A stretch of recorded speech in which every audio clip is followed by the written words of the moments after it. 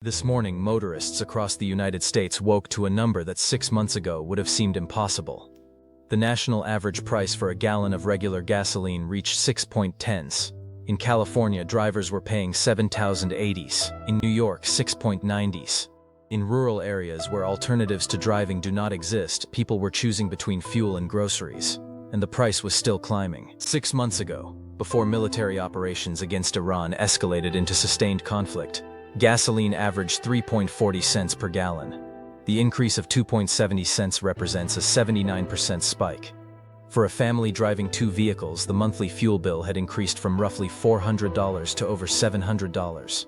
That additional $300 per month was coming out of budgets already strained by inflation in food, housing, and healthcare costs. Something had to give. The spike was not driven by normal market dynamics of supply and demand fluctuations.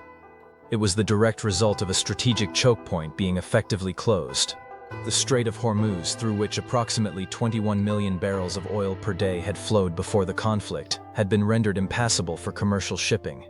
Iranian naval mines, mini-submarines, and drone swarms had created an environment where no insurance company would underwrite tanker transit. Without insurance, shipping companies refused to send vessels through the strait.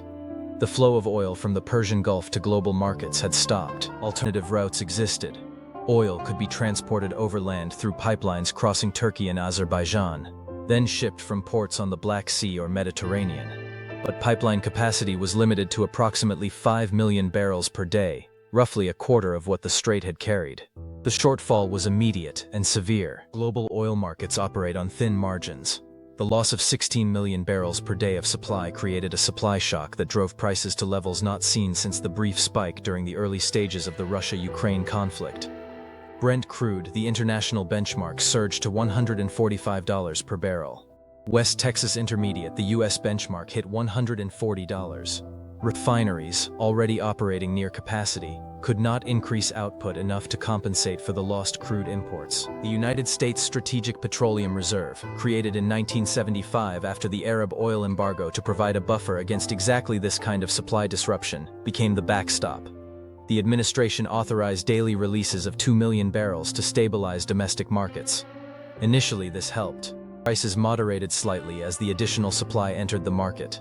But the reserve was not infinite. 6 months before the conflict, the SPR held 350 million barrels, down from historical highs of over 700 million, but still substantial.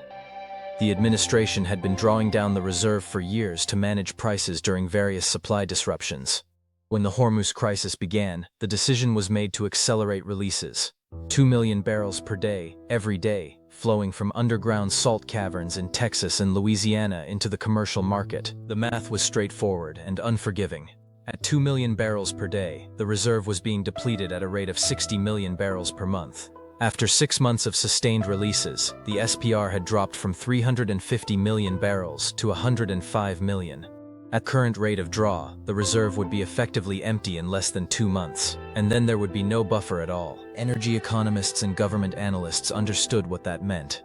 When the SPR reached zero, the United States would have no mechanism to moderate price spikes. The market would be purely at the mercy of global supply and demand. And with the Strait of Hormuz closed, demand far exceeded supply. Prices would go higher. How much higher was uncertain, but projections ranged from $8 to $10 per gallon for gasoline. At those levels, the economic impacts would cascade beyond transportation into every sector. Trucking companies, which move the majority of goods across the United States, were already cutting routes and raising prices. A 60% increase in fuel costs translated directly into shipping rate increases. Retailers absorbed some of the cost, but most was passed to consumers. Grocery prices climbed 35% in 6 months. Not because food production had declined, but because the cost of transporting food from farms to processing facilities to distribution centers to stores had become prohibitive. Airlines were facing similar pressures. Jet fuel prices had increased in line with gasoline.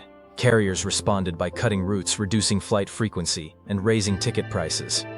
Average domestic airfare increased 80%. International flights, which required even more fuel, saw price increases exceeding 100%. Leisure travel collapsed. Business travel continued, but at significantly reduced levels. The airline industry, which had just recovered from pandemic-era disruptions, was facing another existential crisis. Layoffs began. 18,000 employees across major carriers were furloughed or terminated in the past month alone. Manufacturing, particularly heavy industry, was slowing. Energy costs for production had reached levels where operating at full capacity was no longer profitable for many facilities. Factories moved to reduced shifts, some shut down entirely, waiting for energy prices to moderate. Unemployment, which had been stable at 3.7% 6 months ago, climbed to 4.8%. The trajectory was upward. Economists were revising their projections weekly, and none of the revisions were optimistic. The Federal Reserve faced an impossible dilemma. Inflation, driven primarily by energy costs, was running at 8.4% annually. The traditional response to high inflation is to raise interest rates, which slows economic activity and reduces demand, theoretically bringing prices down. But raising rates in an economy already weakening due to energy shocks risked triggering a deeper recession. The Fed raised rates cautiously, but the moves were criticized from all sides. Some argued the increases were too small to control inflation. Others argued they were too large and would accelerate job losses. Consumer behavior was shifting in ways that had broader economic implications. Vehicle miles traveled declined 25% as people combined trips, worked from home where possible, and simply drove less. Public transportation systems, many of which were already operating at capacity, could not absorb the additional demand. Commutes became longer and more uncomfortable. Frustration mounted. Electric vehicle sales surged. Buyers who had been considering EVs as a future option accelerated their purchases. Dealerships reported 400% increases in EV sales compared to the same period the previous year. But production could not keep pace with demand. Waiting lists extended 8 to 12 months. Used EV prices increased 150% as buyers sought immediate alternatives to gasoline vehicles. For many Americans, particularly those in lower income brackets, an electric vehicle was not a realistic option regardless of fuel savings. The upfront cost was prohibitive, and the used market was now priced out of reach. The administration explored every available option to increase supply and reduce prices. Diplomatic pressure was applied to OPEC members, particularly Saudi Arabia, to increase production. The Saudis declined. High oil prices were profitable, and increasing production to offset the Hormuz shortfall would require investment and reduce per-barrel revenues.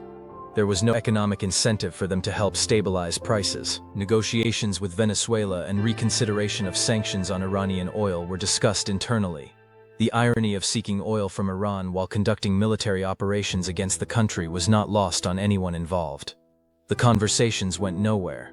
Lifting sanctions on Iranian oil while simultaneously bombing Iranian military installations was politically and strategically incoherent. Renewable energy advocates pointed to the crisis as proof that dependence on fossil fuels created unacceptable vulnerabilities. They were correct, but renewables could not solve the immediate problem. Solar and wind capacity could not be built fast enough to replace the lost oil supply. Electric vehicles, even with surging sales, represented less than 10% of the vehicle fleet. Transitioning the entire economy away from oil dependence was a multi-decade project. The crisis was happening now. Stock markets reflected the economic deterioration. The S&P 500 had declined 18% over 6 months. Sectors tied to consumer discretionary spending were hit hardest. Retail, hospitality, and entertainment stocks fell 25 to 30%. Energy company stocks, paradoxically, were among the few gainers, benefiting from high oil prices. But overall market sentiment was deeply negative.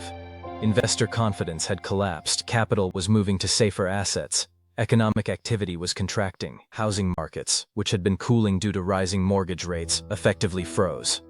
High fuel costs made commuting from suburban or rural areas expensive, reducing demand for homes in those locations.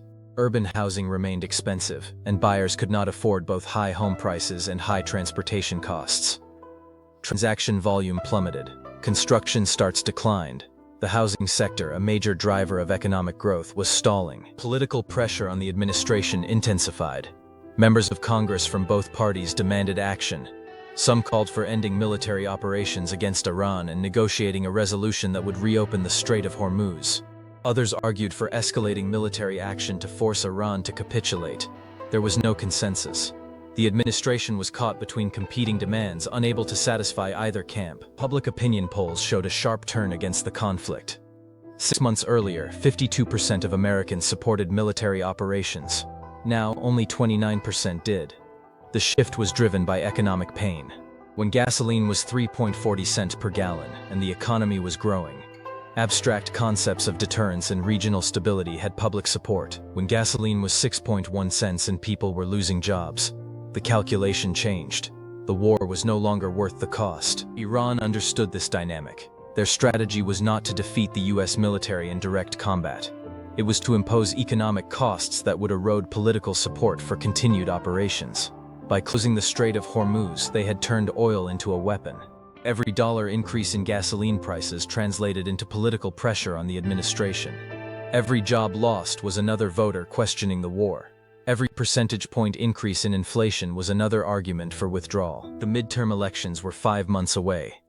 Polling indicated that the party controlling the White House was facing significant losses.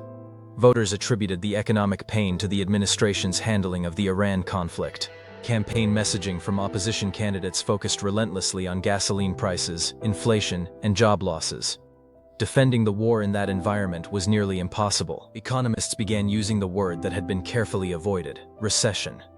2 consecutive quarters of negative GDP growth was the technical definition. The first quarter had shown minimal growth of 4.2%, down from 2.1% the previous quarter. Preliminary data for the second quarter indicated contraction. If confirmed, the United States would officially be in recession. The human impact of the numbers was visible everywhere. Food banks reported 60% increases in demand. Families that had been financially stable 6 months ago were now struggling to cover basic expenses. The additional $300 per month in fuel costs, combined with higher food prices and potential job loss or reduced hours, had pushed them to the edge.